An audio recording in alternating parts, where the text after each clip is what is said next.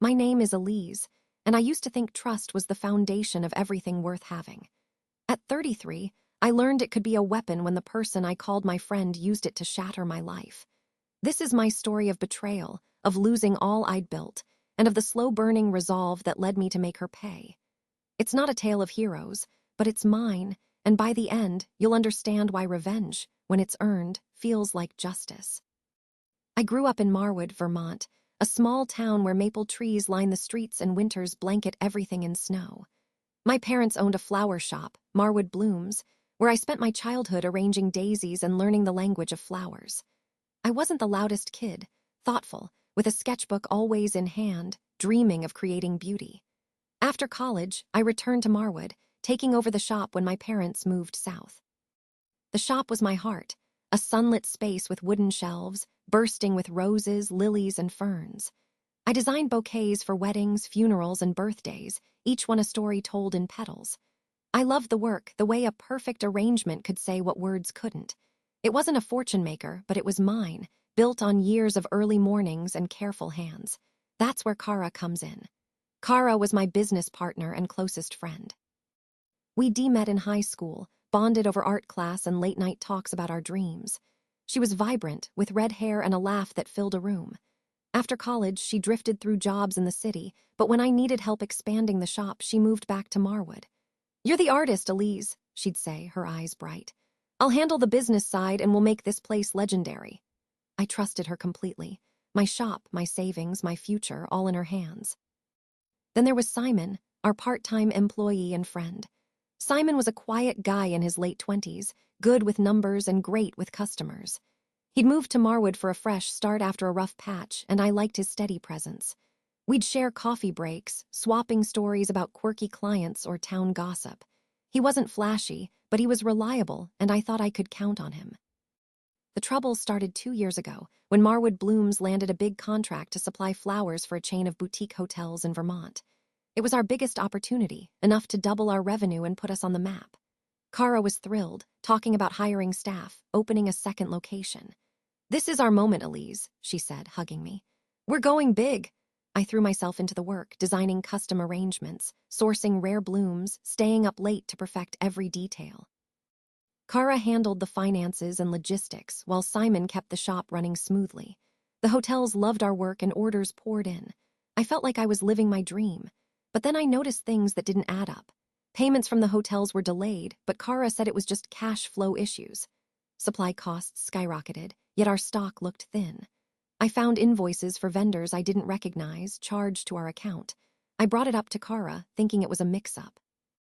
"These expenses seem high," I said, showing her the books. "Can we check the vendor contracts?"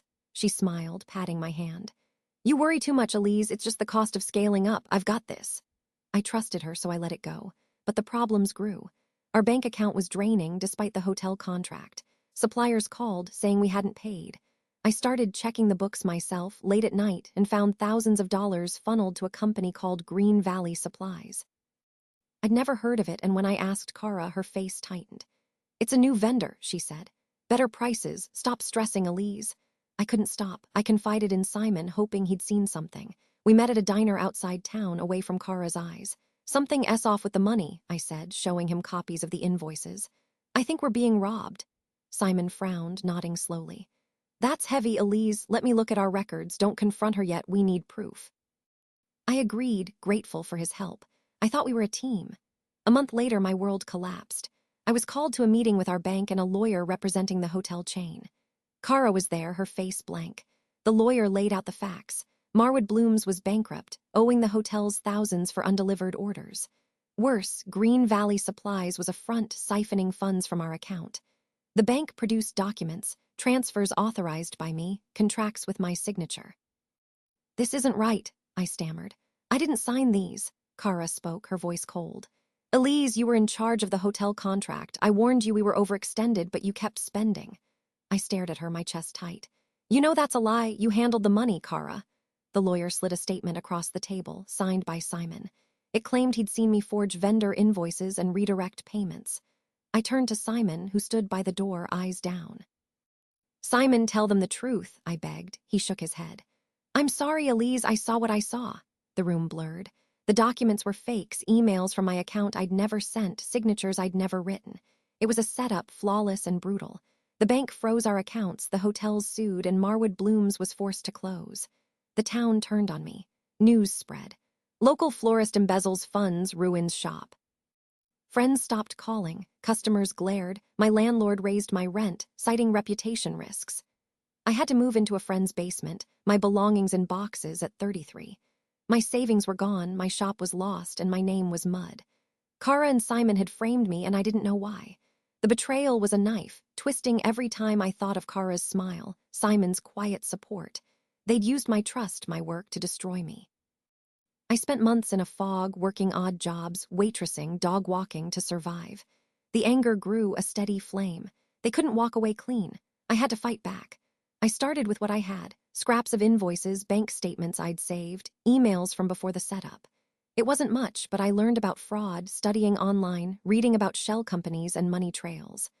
I saved every penny, living on rice and thrift store clothes. My first clue came when I found a public record linking Green Valley Supplies to a holding company owned by Cara's cousin, a man I'd met at a shop event. It was a start. I dug deeper, using library computers to avoid being traced, filing public records requests. The holding company had received over $100,000 from our accounts, paid through fake invoices. I couldn't prove Cara's role yet, but I was closing in. Simon was trickier. Left Marwood working at a nursery in Burlington, but I heard he was struggling, drinking, fighting with his girlfriend. Guilt, maybe. I tested him, sending an anonymous text. "I know what you did at Marwood Blooms. Meet me or I go public." I didn't expect a reply, but he agreed at a rest stop off the highway. He looked rough, eyes red. "What do you want?" he asked, voice low. "I didn't have a choice, Elise. Cara said she'd ruin me if I didn't back her story." "Ruin you how?" I pressed my phone recording, he sighed. "She had dirt, money I borrowed from the shop, small stuff. She said she'd pin it all on me unless I helped her pin it on you." I kept calm, though my heart raced. "Help me fix this, Simon, tell the truth." He shook his head. "I can't. She's got too much on me." He left, but I had his confession, not court-ready, but leverage. I started a newsletter anonymously called Marwood Matters. I framed it as local news, but wove in stories about small-town scandals, including hints about Marwood Blooms, questions about Green Valley Supplies, odd payments. I emailed it to locals, posted it on community boards. People talked, especially younger folks who didn't trust the town's elite.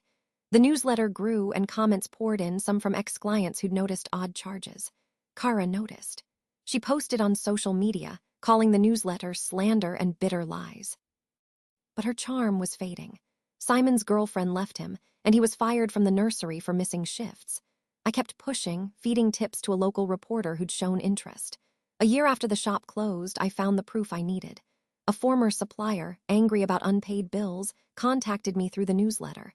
He had emails from Cara instructing him to bill through Green Valley Supplies for non-existent orders. "I saved everything," he said. "She screwed me, too." I met him in Burlington, my hands shaking as he gave me a flash drive. The emails were clear, Cara's name, her orders, even a note to Simon to keep Elise in the dark. I had her. I didn't go to the police yet. I wanted them to feel the heat first. I sent the emails to the reporter who ran a story. "Marwood florist scandal deepens. New evidence points to fraud." The town buzzed.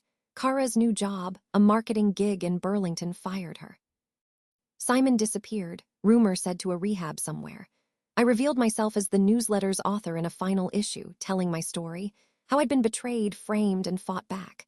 I shared Simon's confession, edited to hide my role in the meeting. The post spread across Marwood, shared on every platform. People reached out, apologizing, offering help. The town offered to help me reopen the shop, but I said no. That dream was gone. The legal battle took months. Cara was charged with fraud and embezzlement, her assets seized. She pleaded guilty, getting 4 years. Simon faced charges for perjury, taking a plea for community service, his life in pieces. The settlement from the town and lawsuit covered my debts, helped my parents, and gave me a cushion. I moved to Montpelier, renting a small apartment with a balcony for plants. I'm freelancing now, designing floral arrangements for events, teaching workshops. I started a blog, Petal Truths, sharing stories of betrayal and resilience, helping others rebuild. It's growing and it feels like home. I'm not the Elise I was 2 years ago. I'm harder, sharper, but still me, someone who believes beauty can rise from ashes. When I think of Cara and Simon, the rage is gone. They were small, greedy, willing to break me for their gain. They thought they'd win, but I did. Every time I doubt myself, I remember hitting send on that final newsletter, my hands steady. I remember the messages from readers, strangers turned allies, thanking me for my strength. I remember my first night in Montpelier, arranging flowers on my balcony, knowing I was free. I'm Elise, and I'm not just a survivor. I'm a builder, and this victory is mine.